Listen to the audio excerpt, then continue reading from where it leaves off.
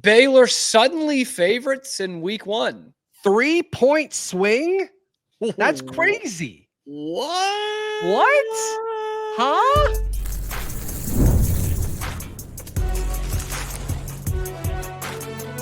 You are Locked On College Crossover, part of the Locked On Podcast Network. Your team every day. Woo! Welcome to a big time Locked On Podcast Network crossover. Auburn with Zach Blackerby. Yes. Baylor with Cam Stuart. Just a couple of perfect Locked On shows. You think? Crossing it over. You think? Don't ask me. The powers that be, the experts that look at these things, say these are two perfect shows. For 40 out of 40, they say. Like, I'm not making this up. That's what the they email say. said. That's what they say. 40 out of 40. You literally couldn't get two higher scoring college football podcasts than these two coming together. This is a perfect 80 show right here. We're going to talk all about this week 1 matchup, Baylor and Auburn. For Baylor fans, first one of the opponents preview series that we'll have going on throughout most of the month of August as well. What's worrying Auburn ahead of this week 1, and why has the line shifted so much for a week 1 game? And both of us have agreed in the past that this is probably the biggest game of the season for both teams, maybe the most integral. So who has more to lose in this game? You've come around on that. I can't wait to talk about that later in the show. All that and more coming up on this Locked On crossover. Zach Blackerby of Locked On Auburn, the Zach Blackerby of the Locked On Auburn. You put out a tweet a week or two ago at this point that I've kept my eye on. I've kept my eye on the replies, which is never a good thing in our profession. But you put out this tweet about what is the most concerning thing for Auburn going into the season, specifically into week 1. And a lot of Auburn fans had the comment something along the lines of, like, are we overestimating Baylor? Like, are you getting that vibe? I was earlier in the offseason, and then I think maybe after the first or second time you came on, I think a lot of people stopped and are like, no, Baylor's a good football team. And then you started to see Sawyer Robertson pop up on more and more of these like top 10 quarterback lists. And like, I don't think it was from a point of arrogance or anything like that. I think it's just we don't watch Big 12 football a ton when the SEC is a superior product. Well, yeah. And so that's just where I think a lot of people were. But seriously, though, I think the more you look at Baylor, the more the average Auburn fan has been like, oh, this isn't a gimme by any stretch of the imagination. And then, as we sit down to record this earlier in the week, there's been this massive shift, according to our friends at FanDuel. Auburn's been a favorite. I think it opened at 1.5 in Auburn's direction, went to 2.5. And then, Cam, I predicted that this game would open as Auburn is a 3.5 point favorite, but no, it has shifted the other way. Baylor now a 1.5 point favorite, according to our friends at FanDuel. Can't stress that enough. FanDuel. But it's been interesting. And so to answer your question about the worry, I've seen some of that. I think a lot of it is the worry that something is going to happen that is self-imposed, because that's been the thing holding Auburn back the last 2 years for sure, has been just finding dumb ways to lose football games. And then you bring in Jackson Arnold, who we all agree on his upside. His upside, the sky is the limit, but known to turn the ball over, especially early last season. He got better as the season went on. Same with Auburn. Turned the ball over a ton the first half season. Got better as the year went on. But I think that would be the biggest worry for a lot of Auburn fans. Yeah, and we talked about, when we talked about this earlier, this came up, right? Like, we both agree on the upside of Jackson Arnold and that kind of combination of Jackson Arnold, this arsenal of receivers, this coach / play caller, like that should in theory work out, right? It should in theory, knock on wood. Like, that's college football, right? But the biggest part of this game for me is that it's week 1. Like, there's no preseason games. There's no real scrimmages. Like, your baptism by fire here in all of college football is obviously not limited to this matchup. I have to imagine that's where a lot of the angst comes from the Auburn fan base of, like, we believe in this thing. We believe in this thing getting better than it has been the last few years, but it's week 1. It's on the road. I'm not going to sit here and tell you Baylor's the best atmosphere in the country, but it's a true road game. Week 1 with a new quarterback and a lot of new, and everything about it's going to be weird already, right? Friday night game as well. I mean, a handful of these starters weren't on the team 6 months ago, and some of that just is the new era of college football that we're in.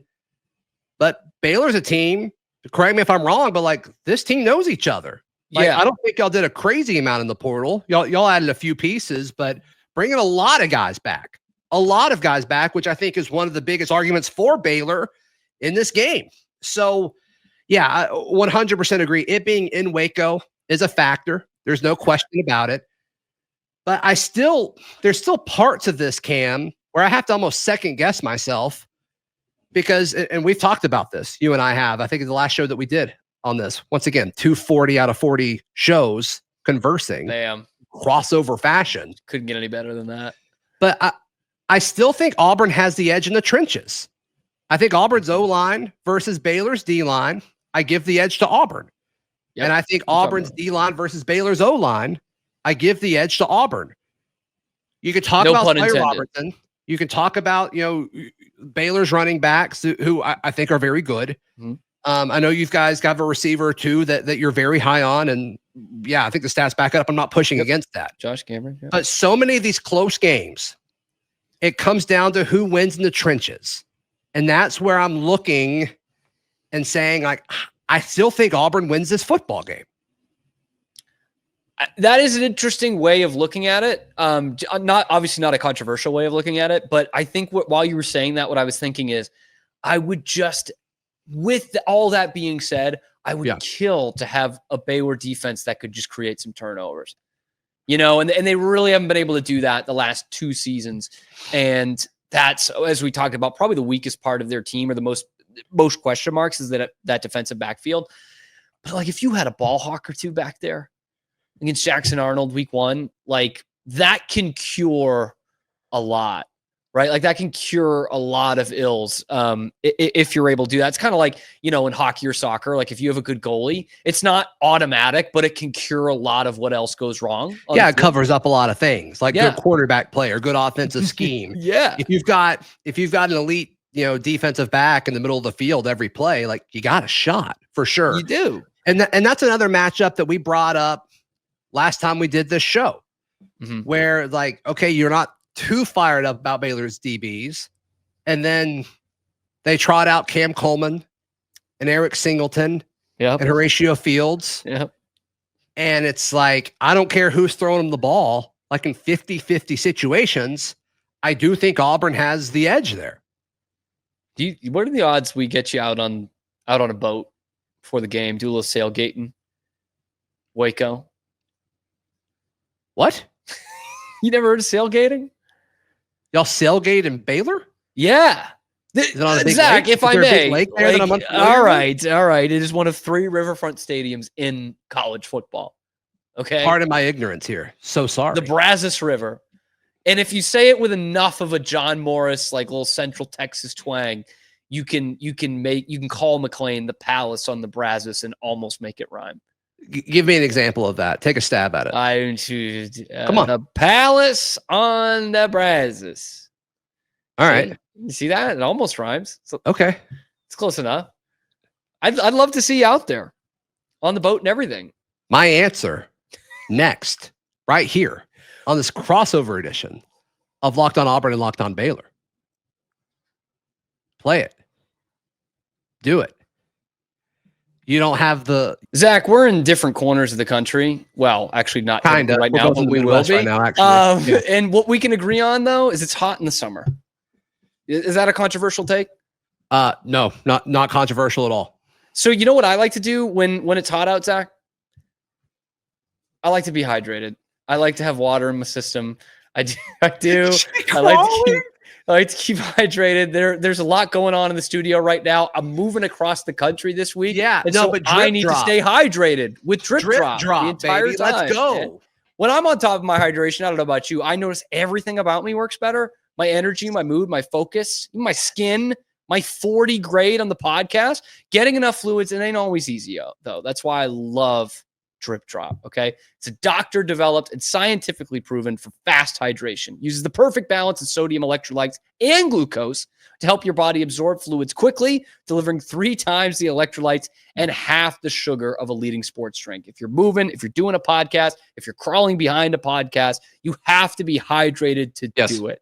Right now, Drip Drop is offering Locked On listeners 20% off your first order. Just head to dripdrop.com and use the promo code LOCKEDONCollege. That's dripdrop.com, promo code LOCKEDON, COLLEGE, for 20% off. Stock up now before the heat starts to hit even harder. If you want to be great, you got to hydrate. Let's go. I like that. Let's go. No, my answer to your question is no. No, I'm not making it out to Waco. My guy, Daryl Dapprich, is planning on going. My co-host several times a week. Yeah. So maybe you can get him out there. That'd be fun. I'd love to give Daryl some recs. Yeah, sure. I'm sure he'd be all about it. He'd be all about it. But what's crazier? Okay. Can I ask a question? Do you mind? Sure. Yeah. Do you mind? Yeah. Crossover. Do you mind? No, I don't. I want to make sure. Because I'd do anything for you. What's the biggest worry for Baylor going into this? That is a good question, man. That's how you get a perfect. I think it's only fair. You asked me. Yeah. Let me ask you. Yeah. And also, did you think about cleaning up behind you at all? No, there's just too much going on this week, man. There's too much going on this week. Got it. I wanted to put the worst example possible in front of one of the great shows on this network, Blackerby's Locked On Auburn. Yeah, we're not 80 out of 80 this week. That's for sure. My biggest worry, not yet. We could make up, maybe get to 75, 78. Yeah, my biggest worry for Baylor is honestly is kind of what we touched on in that segment, which is the defensive backfield. Like, it was a huge question mark going into this season anyway. And then you take out Devin Turner, who was an all Big Ten honorable mention safety out of Northwestern. They picked up out of the portal, guy who could pick off a pass, which not all safeties could do. Well, you know what they called it when he picked off the pass? It was a turner-over. We're climbing back towards 80 right now. I think we're back at 80 out of 80. I'll tell you what. But he's out with a torn ACL, so no turnovers this year. Like, turner-overing the page to next season. So like that's a big concern for me. And the other one, though, Zach, talking about guys who aren't going to be there, the NCAA has still not ruled on Ashton Hawkins, Baylor's second leading receiver from last year. He had no problem getting the waiver, kind of that JUCO waiver, Diego Pavia stuff. And then after spring football, they took his eligibility away. Why? They said no. What's the story there? We don't really have an answer yet. We don't have an answer. So he played a couple of years at JUCO, one of which being the COVID year. And so he isn't exactly like Pavia, but is like Jet Elad, who is defensive back from Rutgers. Of course, I don't even know why I'm insulting our audience. Everyone knows who Jet Elad is. He had the same timeline as Ashton Hawkins and got his eligibility back in the same spring. Dave Aranda was supposed to hear by the 4th of July whether they were going to get him back, and they still haven't heard. They went out and got someone out of the portal, a receiver from Purdue, who's going to end up on the team. I don't know how that works with the whole portal window in the summer, but that's your second leading receiver down. And we're going to talk about chemistry, especially on Auburn's side. I know it's a new quarterback, but it can go both ways. And now you're going to rotate in 2 new receivers who are going to get like real starter reps with Ashton Hawkins out. So to me, that's a big worry. Apparently Vegas does not like Ashton Hawkins because they have flipped this thing big time. Even though he's probably not going to be out there. What's been the discussion in Baylor post Big 12 media days? I mean, that's the big one is Ashton Hawkins. We also found out at media days that Devin Turner was no longer, like, officially was not going to be a part of this team this year. But I think honestly, like, from a fan standpoint, after media days, it's like, first off, Dave Aranda not being PC, which that's what I'm asking about. I mean, that seems to be the story of Big 12 media days from like the SEC side peeking in. Was just the viral clip of Dave Aranda. Who, Cam, I'm going to be honest, I thought it was AI. When I saw it, did too. This isn't real. This is really good AI. No, it was a legit thing. It's like that Twitter account that's like, images that AI can never recreate. Like any Dave Aranda press conference answer is something that AI just can't recreate. Like you can't. I honestly, I'm still trying to understand what he was going for. I think I do. I think I kind of do get it. It's about like relationships with recruits, but yeah, it was about what a wild way to paint that picture though. Very weird and very tough to like. I speak fluent Aranda. It's been a couple years. I still don't. Do you think there was a moment he got like a few sentences in and he's like, I don't know if I should have started this hike, but I got to finish it now? I think yes. I was actually talking with Drake about that earlier this week. Like Drake told Locked On Big 12. Exactly. Not a perfect 40, but pretty good show. Pretty good. Does well. He got a 38. Pretty good. Yeah, that's still pretty good. That's still pretty good. I'll give it to him. Not 40, but pretty good. And we were talking about that, and I'm like, most people can stop at the moment that Dave wants to stop and kind of play it off and like make it a joke or be like, you know what? Probably I'm not going to go that far or something like that. And the crowd laughs and we're back into an answer. But Dave can't do that. Like Dave is all in on this thing. And that's what you get. And then at the end, he just gives that look where he closes his mouth. And he's looking around like, all right, you got your serious answer for a serious question. What's the next serious question with a serious answer? Let's just all collectively move on together, please. Thanks. That's not going to become anything, right? Gosh, what a matchup. What a matchup with these two coaches, man. Yeah. Hugh Freeze, Dave Aranda, pretty much the same guy. Do you guy. think my take about the trenches favoring Auburn is fair? I do. Ignorant? I do, and I know some Baylor fans will push back on this a little bit because they like this offensive line unit, and I do too. Yeah, push back. Like I want you to push back on it. Like what's the argument against it? Well, the argument against it is they were a pretty good run blocking team last year. They left a little bit to be desired in the pass pro, and they bring probably 4 of the 5 guys back. It just depending, they had some guys rotate in the middle of the season. So, starter, backup, there's going to be guys rotating in. You keep most of that together. And it's really like the first, I use this with the quarterback all the time. So I'll use it again with offensive line, because I think it's important.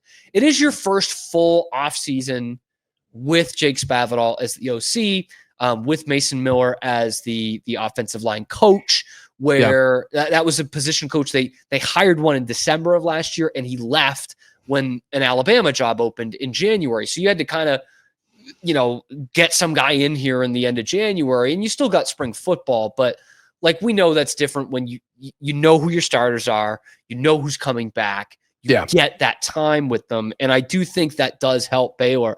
And Big 12 fans aren't going to like hearing this, but one of the major difference that we have talked about, actually, I think last time we talked, in the SEC and the Big 12, a lot of that is in the trenches. And a lot of it is with game-wrecking edge rushers and that defensive line.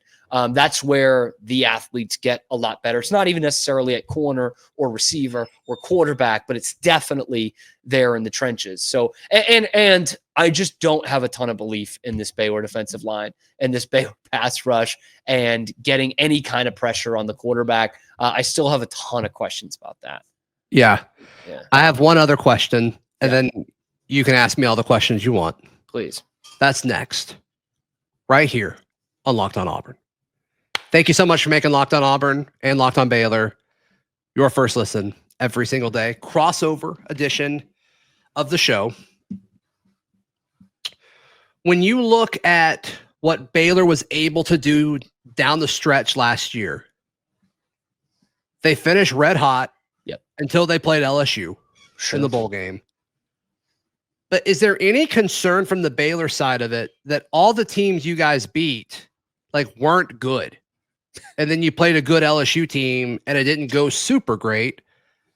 I don't think it went as bad as some people are making it out to be against LSU. Like, some people are acting like y'all got whooped by LSU, and I'm like, was it that lopsided? I checked a few days ago, and the box score, it wasn't that bad. But they were in the game the whole time. You're never comfortable. You never thought they were going to win, but they were in the game. Yeah, right. Yep. It wasn't a 42-7 game. Right. I think that's the way some people are talking about.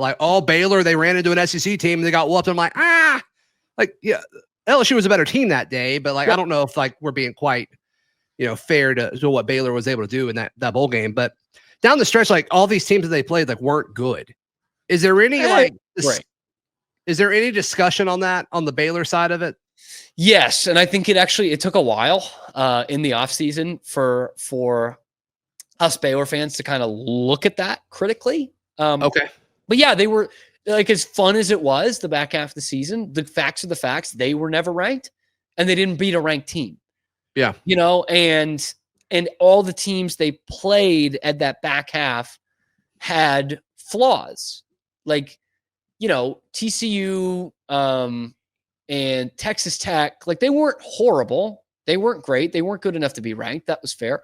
And while they were good and solid, they just had major flaws. TCU did not have a running game, and their defense couldn't stop a nosebleed, especially running the ball. Tech got real exposed in that game they played against Baylor, and they actually forced some turnovers against Tech, which is something they didn't do really all season long.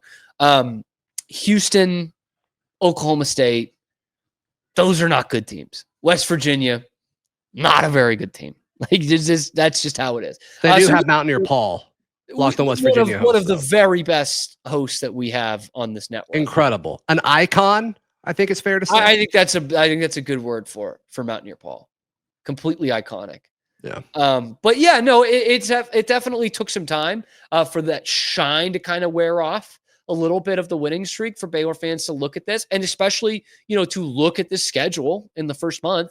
Yeah. Where you've got better Auburn team, college football playoff SMU team, college football playoff Arizona State team, all in the first month. It's a lot. Like we're gonna learn pretty quickly if they can compete with the big boys in this conference anyway. Yeah, and I mean you teed it up at the start of it, like who has more to lose in this game. And they're both in similar spots where I think they're both trying to prove something. Yep. And the first month of the schedule for Auburn, it's like the first 5 games. Like they go to Waco, they go to Norman to play Oklahoma, and then the following week they go to College Station to play Texas A&M. And it's like if you go 1-2 in those games, like your second half, then they host Georgia. And then after that, you've got 5 games before the Iron Bowl that I think are all winnable. Mm-hmm. But if you got to hold the team together, like you got to find a way, I think, to win. If you can win 2 of those 3 road games and just whatever happens against Georgia happens, like you're fine. If you go 1-2 in those 3 road games, like, or worse, that's a tricky hole that you've got to dig yourself out of. So from the Auburn side of it, this game's crucial. It's huge. And one of the other big replies I saw in that tweet we talked about earlier. Yeah. Well, what's the most worrying about this team? A lot of people said overlooking Baylor, but still some were saying winning football games. Like I know you've talked about this on the show, but from an Auburn standpoint, like that can't be emphasized enough. Like win 6 football games, go to a bowl game, have a winning record. Like for Baylor, it's proving yourself, that you're going to be a team at the top of the conference this year, which I think they can be and should be. B, it's the SEC, right? Even if it's Arkansas or Vanderbilt, it's the SEC, right? Like that's big still for the Big 12. But from the Auburn standpoint, I got to imagine the thing to prove is that we can win. We can win with this coach. We can win with this quarterback. And that might be harsh to throw on week 1, but it's that's not the schedule, Cam. That's the it's schedule. Not. I mean, the first 2 years he was kind of given a pass by most Auburn fans, not all. I gave him the pass because the situation that he was given it was awful. I mean, Brian Harsin, we call it the potato famine. He just absolutely ran the program into the ground because he didn't recruit. Then you bring Hugh Freeze in, who maybe put more of an emphasis on recruiting than actually winning football games the first 2 years. But now, like, you step back and you look at the roster, it's like, you should be able to win with this. And there's going to be a major fear and concern if they were to lose to Baylor and if they, don't win football games. It's like, if you can't win with this caliber roster, what are you doing here? And that'd be a rough reality to live in. And I think the big question within that, from how you've talked about it, both in this show and in the offseason, is like, this game coming down to the final few minutes. Like, I don't think either of us think this is going to be a blowout. Correct. They rarely are in these big week 1 games. Sometimes, ask when Michigan used to schedule Alabama and stuff at the beginning of the season, those were brutal. Yeah. But as you talked about earlier, like the last couple of years has been a clinic on finding new ways to lose football games. Like, here you go. Week 1 on the road, new quarterback. It's probably going to come down to the wire. I think both teams are going to be really nervous about that because, if Baylor can't come through, it's like, are we destined for another 8-4, 7-5, mired in Big 12 kind of mediocrity, need to get a new coach? And from an Auburn standpoint, if it comes down to that and it doesn't go your way, it's got to be like, when is it going to happen? when is it actually going to come through? I do think, and this is, of course, from the Auburn point of view, like I understand the Auburn bias in saying this, but I do think a loss in this game hurts Auburn more than it hurts Baylor, because I do think I think Baylor could lose to Auburn and still go 10-2 or 9-3 and be a contender in the Big 12. Like, I don't think that'd be a crazy thing to say at all. If Auburn loses to Baylor, like, Auburn's not in a spot where they think they're going to win the SEC. Mm-hmm. And if that happens and you go 500 in conference play, like, and you lose to Baylor, are we happy with that? Like, is that good enough? That'd be a major conversation in November if that were to happen. That's a good way to put it. Like, if Baylor loses that game, it's a lot easier for them to say, hey, our goals are still in front of us. Yes. Right. Like, and maybe there is some SEC bias in that, but like you're saying, you know what, we lost to what should be a good, decent SEC team. But we can still win 10 games. We can win the Big 12. We can vie for the college football playoff. It's a long road, but it's still there. Are we going to save it for the week of the game for an actual full-on prediction? Sure. Then let me end with this then. What is a good season, since it's an opponent preview, what does a good season look like for Auburn? Success. 8-4 or better, I think. And I don't know if you can get to 8-4 or better without beating Baylor week 1. It's possible. I don't know how likely it is. So I think Auburn needs to have an offensive identity form where it looks like a Hugh Freeze offense, what he was able to do at Ole Miss, what he was able to do with Malik Willis at Liberty, something that looks like what he's been able to do at his previous stops and found success with. And I guess just proof that, these elite guys they've brought in, that you can be elite and you can get to the NFL at Auburn. I mean, Auburn's got a lot of guys on both sides of the football that I expect to be NFL draft picks this year. Auburn has 3 guys who could potentially be first-round draft picks this year. And you've got to figure out a way to use those guys consistently, and you've got to figure out a way to win with them. And you've got to be competitive with, the 2 biggest rivals or 2 of the best programs in college football, unfortunately, with Alabama and Georgia. You've got to be competitive with those. You get them both at home this year. Can you steal one? Auburn fans are looking for hope right now. And it's been a rough half decade of Auburn football. Yeah. We'll see where the hope comes from. Week 1, August the 29th, 7 p.m.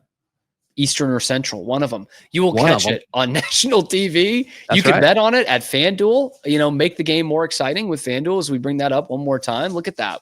Baylor 1.5 at this point. Huge movement. Zach, I appreciate you doing this crossover and this perfect AD crossover. This has been fun. I love it. I love it. We're going to preview from the Baylor side all of Baylor's opponents that we can get on a show for this football season, but it all starts with Auburn. You can find us on YouTube. You can find us wherever you find your podcast. Yeah. I want you in the comment section. I want some score predictions from you in the comment section. Auburn fans, what does success look like? Baylor fans, what does success look like? Let us know in the comment section below. Be sure to like and subscribe so I can show my awesome boss, whomever that is, that I deserve to keep this job at Locked On Baylor. And I believe that goes the same for Zach Blackerby of Locked On Auburn. So get involved in that comment section, like, subscribe, and you got one more thing? No.